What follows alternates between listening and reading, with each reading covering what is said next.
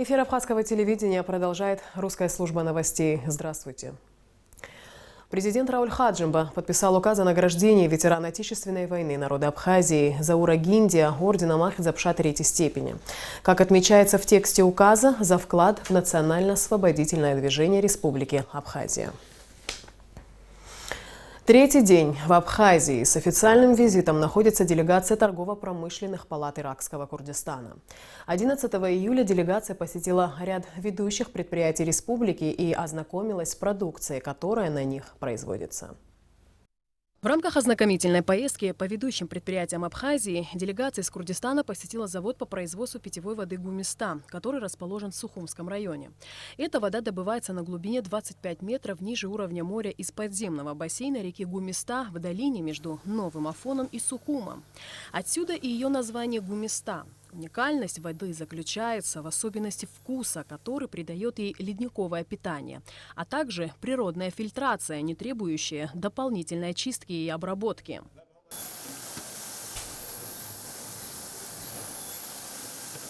Затем делегация из Курдистана посетила предприятие минеральной воды Абхазии. Это самая крупная в Абхазии компания по производству минеральных вод и безалкогольных напитков. Как отметили представители ТПП Абхазии, предприятия, которые были предложены для посещения гостям из Курдистана, были выбраны не случайно. Высококачественная продукция, которая здесь производится, может вызвать большой интерес. Так как в Курдистане есть нехватка питьевой воды, мы решили сделать акцент на предприятиях, производящих экологическую чистую питьевую воду и лимонады.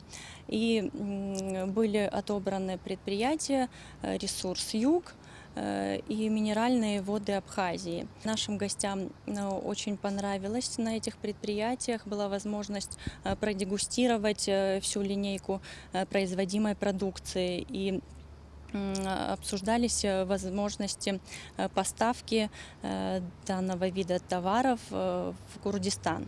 Особенный интерес у делегации из Курдистана вызвали абхазские вина.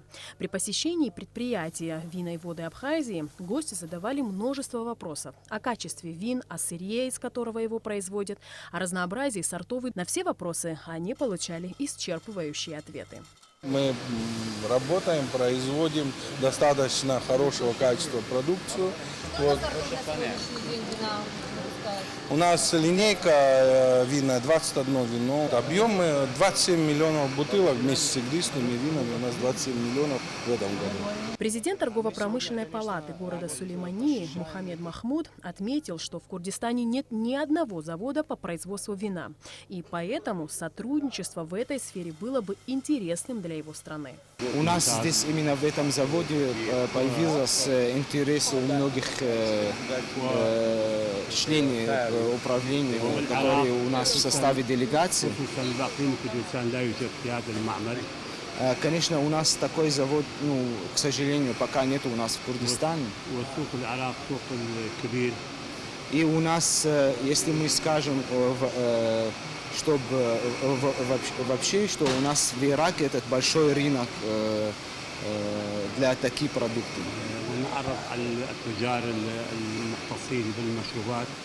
Мы, конечно, сейчас попросили, чтобы получить больше информации, чтобы мы смогли передать у нас в стране именно про этот продукт. Делегация из Курдистана пробудет в Абхазии до 12 июля. В последний день их пребывания в нашей стране они ознакомятся с главной достопримечательностью республики – озером Рица. Аварийный сброс канализационных стоков в море прекращен. Несколько месяцев назад из-за перепадов электроэнергии на центральной канализационной станции один за другим сгорели 2 электронасоса, поэтому и производился аварийный сброс сточных вод. Сария Кварацхиля продолжит тему. Специалисты канализационной насосной станции ежедневно проводят техническое обслуживание насосов. Но, несмотря на это, из-за перепадов электроэнергии несколько месяцев назад с интервалом в 10 дней один за другим сгорели 2 насоса, в результате чего периодически производился аварийный сброс канализационных стоков в море. Столичная администрация выделила средства на приобретение одного нового насоса и ремонт другого. На днях отремонтированный насос прибыл в республику и сразу же был установлен. По контракту это было середина июля, но они раньше времени отремонтировали, и вчера утром новый, ну в смысле перемотанный и отремонтированный насос утром вчера привезли.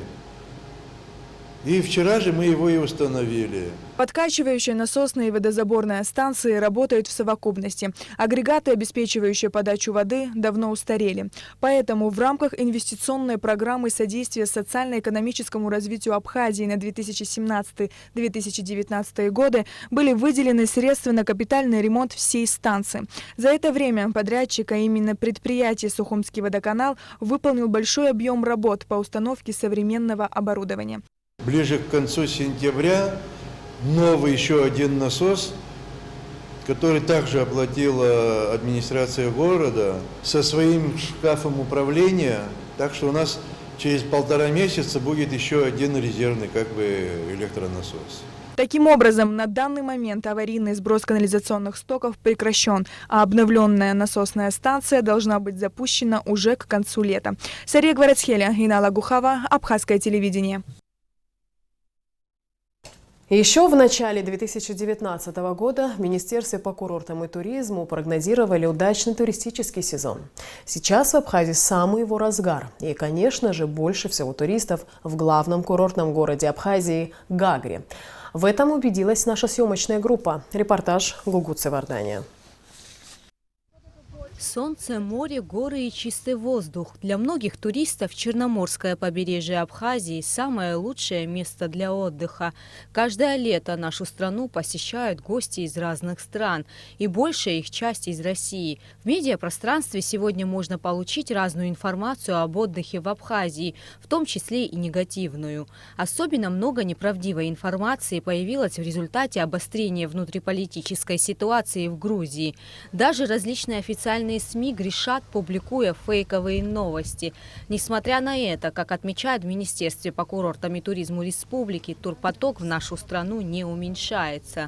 Важно также отметить, что наши туристы находятся в безопасности, так как абхазские пограничники вместе с российскими коллегами охраняют восточную границу нашей республики. С начала июня по сегодняшний день Абхазию посетили около 100 тысяч туристов. Главное преимущество абхазских курортов, несмотря на недостаточно развитую инфраструктуру, являются убранные пляжи и, самое главное, чистое море. Сегодня турист выбирает Абхазию из-за того, что у нас уникальная природа.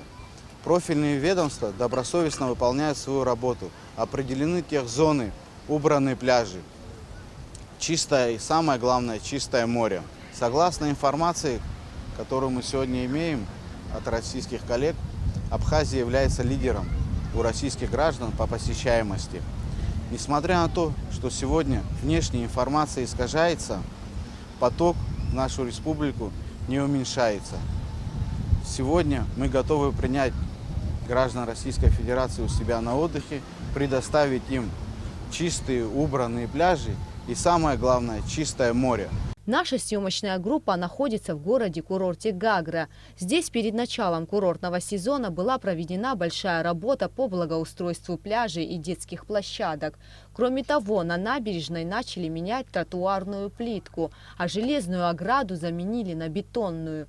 Всем известна знаменитая Гагарская колоннада, которая давно стала символом города. Теперь на набережной Гагры появится еще одна маленькая колоннада.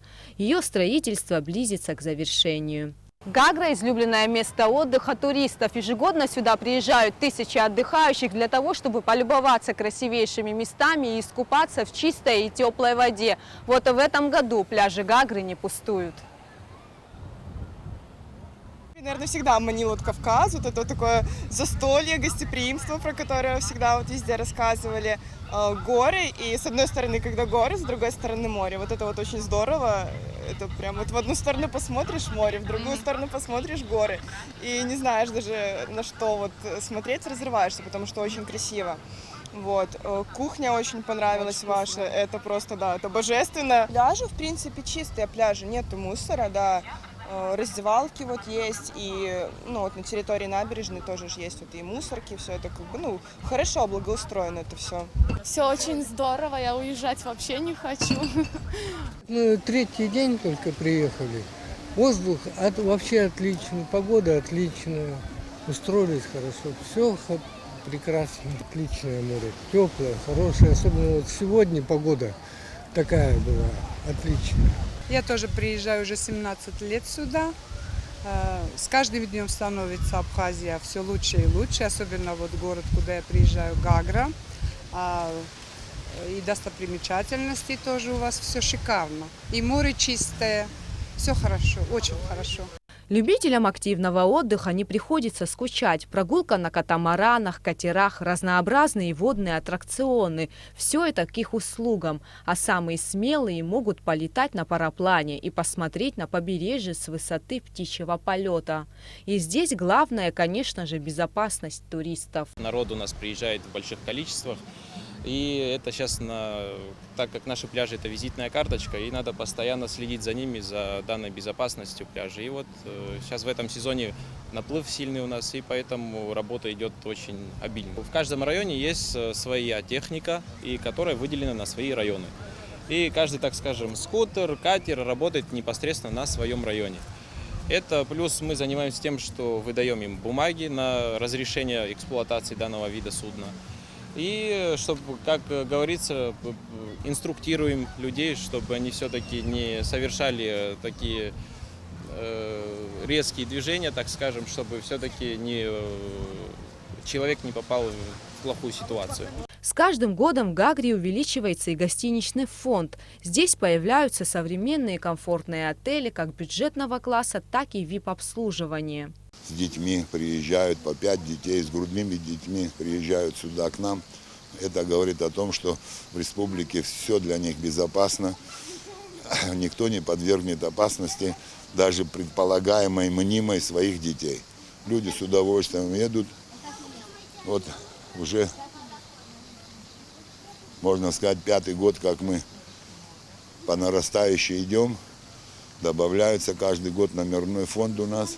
Недавно в наших новостных лентах шли в нашем сегменте Фейсбука. Люди говорили, что отъезд массовый, отказ от брони. Ни одного отказа у нас не было. Наоборот, как-то совпало так. Именно когда бурлило наш Фейсбук, что люди, значит, собираются массово у нас покидать. У нас какой-то ажиотаж был, наоборот. Да, они нам звонили, спрашивали, может, кто-то отказался, мы с удовольствием поедем. Никто у нас не отказался. За этот сезон был один отказ, и то по форс-мажорным обстоятельствам. Впереди еще 2 месяца курортного сезона. Как показывает практика, в июле и августе Абхазию посещает наибольшее количество туристов. И судя по тому, сколько сейчас отдыхающих в Гагре, как предполагают представители Министерства по курортам и туризму, туристический сезон 2019 завершится успешно. Гугуца Вардане, Инала Гухава, Руслан Орлов, Абхазское телевидение. В центральной части города Гагра по улице Генерал-Атбар уже неделю идут работы по замене опорных столбов и линий электропередачи общей протяженностью до 500 метров. Эти работы близятся к завершению. Подробности в репортаже Саида Джарсалия. На первом этапе сотрудниками РУП «Черноморэнерго» были установлены 8 опор, подвешены провода электропередачи и проложены около 100 метров высоковольтного кабеля. По словам специалистов, данный участок дороги был сложным, так как спецтехника не имела подъезда к месту работ. Кроме того, под землей находились водопроводные трубы, и очень часто вручную приходилось рыть канал для прокладки кабеля. Все эти работы были произведены без отключения потребителей от сети. Второго этапа работы они требуют отключения. В связи с этим было решено произвести их в ранние часы, это с 4 до 8 утра. На днях мы приступим уже к реализации всех этих рабочих моментов. Новые высоковольтные линии электропередачи позволят разгрузить ныне действующие сети в центральной части города. Все это необходимо было сделать летом, так как в это время количество потребляемого электричества увеличивается в разы. Разгрузив линии электропередачи в этой части города, здесь значительно увеличится качество электроэнергии. Сотрудниками гагрского филиала РУП «Черноморэнерго» более месяца назад в селе Псахара по улице Армянская также были заменены старые столбы. И здесь работы проводились без отключения потребителей от сети. Установлено порядка 32 опор высоковольтных, около 10 опор низковольтных. Была построена высоковольтная линия 700 метров. Также были заменены проводники низковольтные, подвесили 1300 метров низковольтного проводника.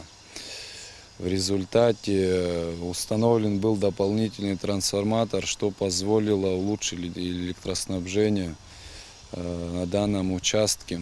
Как отмечают местные жители, до строительства новых линий электропередачи напряжение в домах иногда не превышало 120 вольт, а после проведенных работ ситуация с электроэнергией улучшилась. До этого состояния со светом неделю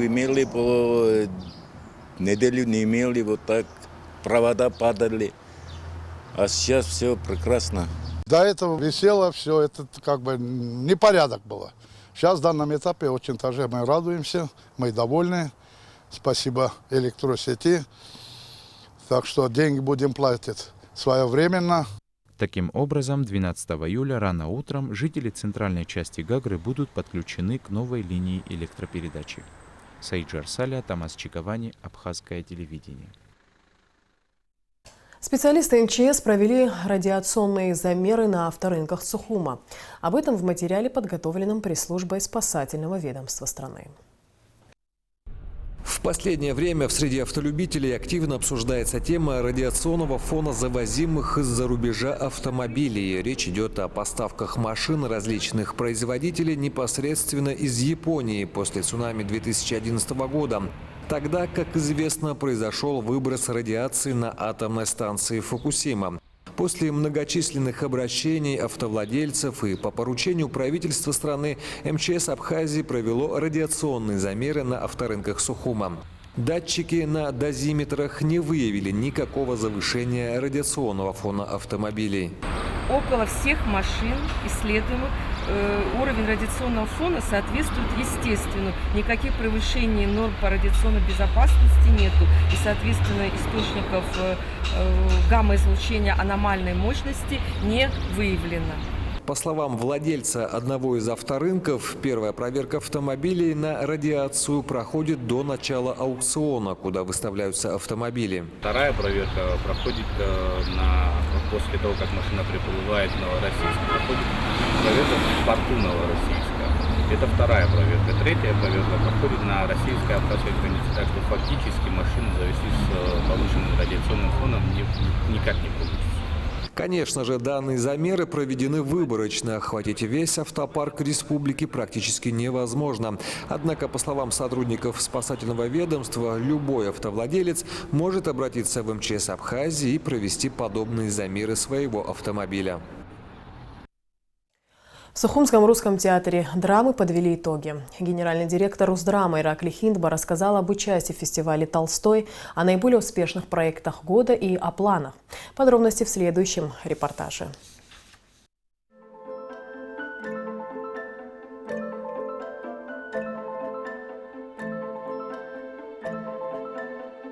Актеры Государственного русского театра драмы имени Фазиля Искандера умеют удивлять и радовать зрителя не только у себя на родине. Они также с успехом принимают участие в различных международных фестивалях, на которых показывают лучшие постановки. С 4 по 7 июля в Тульской области в родовом имении Льва Толстого проходил международный фестиваль «Толстой», на котором труппа театра представила спектакль по мотивам знаменитого произведения Льва Толстого «Хаджи Мурат». Примечательно, что данная повесть ранее не ставилась на театральных подмостках и не была экранизирована. Необычное прочтение Хаджи Мурата и виртуозная игра актеров произвели на зрителей фестиваля незабываемое впечатление.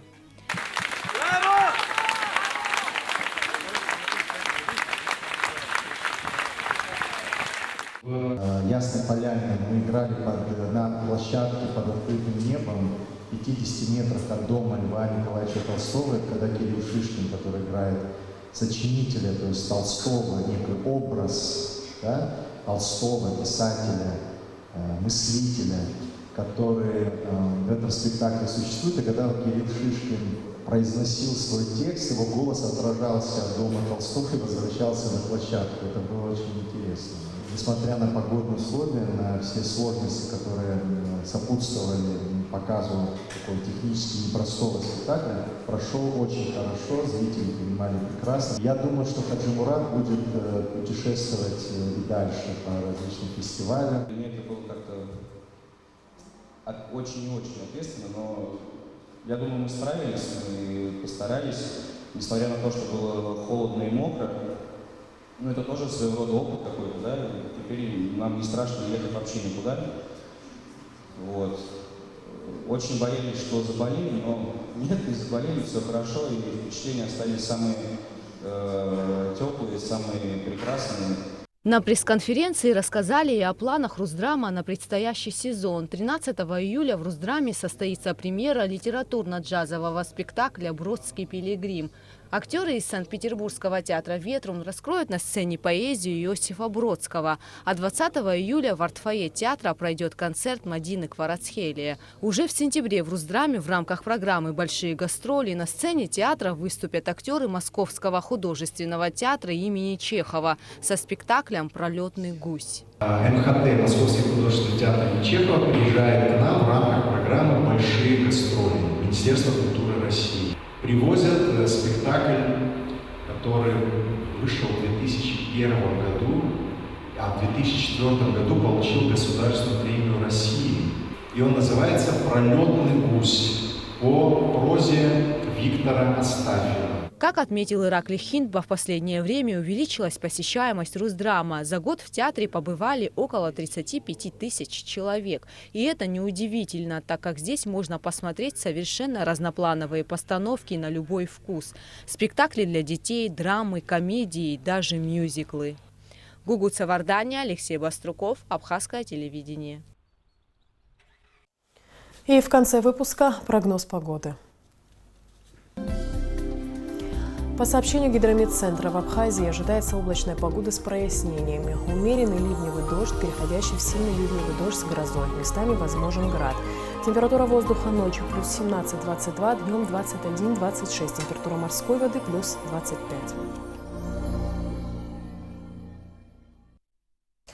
На этом наш выпуск завершен. Всего доброго и до встречи в эфире.